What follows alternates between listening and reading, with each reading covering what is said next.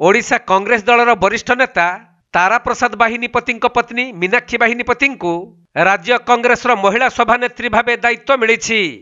तेणु से बालेश्वर सिमुलिया गस्तरे आसीथिबा समय रे निजर मत रखिछंती जे एबे ओडिशा रे महिला माने असुरक्षित रहिथिबारु एहाकु से अधिक गुरुत्व देबे।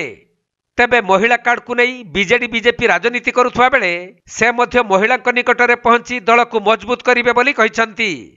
सूचनायोग्य जे मीनाक्षी बाहिनीपति पूर्वर 2 थर चेयरमैन और जिला महिला सभानेत्री भाव निजर दायित्व तुलाइथिले।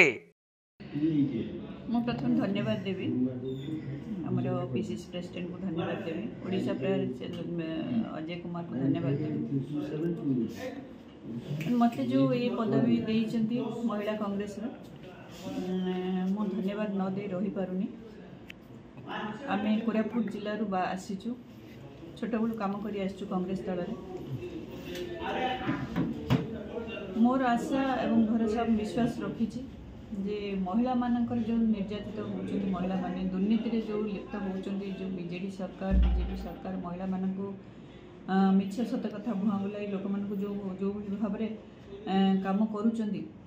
तेणु मोर आशा अच्छी विश्वास अच्छी मो सहित ओडिशार प्रत्येक जिलार समस्त महिला समस्ते माँ भौणी मैंने आम एकत्रित हबू, एकत्रित ही निश्चित भाव में दुर्नीति हटे बोले आशा मो विश्वास मु रखी।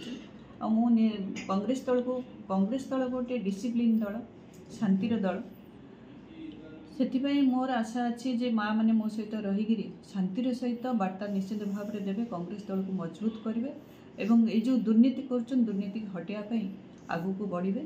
मोर महिला मानकर जो ओडिशार राज्यर जी महिला अच्छा समस्त सहयोग रे मो निश्चित मोर प्रयास जारी रखी बोली मोर आशा विश्वास अच्छी। श्रेय देवे आज ये निश्चित भाव में मोर सभापति शरद कुमार जी की आमर ओडिशा प्रहरी अजय कुमार जी मैडम दिल्ली अच्छा मैडम निश्चित भाव धन्यवाद देवी, बहुत बहुत धन्यवाद देवी। राहुल गांधी की भी धन्यवाद देवी। नदे रही पारुनी जे यही जगह मत यही जगह को निश्चित भाव में आनी मो कार्यकलाप देखी निश्चित भाव में मत मोर भी गोटे गुरु दायित्व बढ़ीगला, निश्चित भाव में गुरु दायित्व बढ़ीगला। मो गुरु दायित्व तुले बोली मोर आशा विश्वास अच्छी। बालेश्वर जिला सररू सुमंत दास रिपोर्ट, कोणार्क लाइव।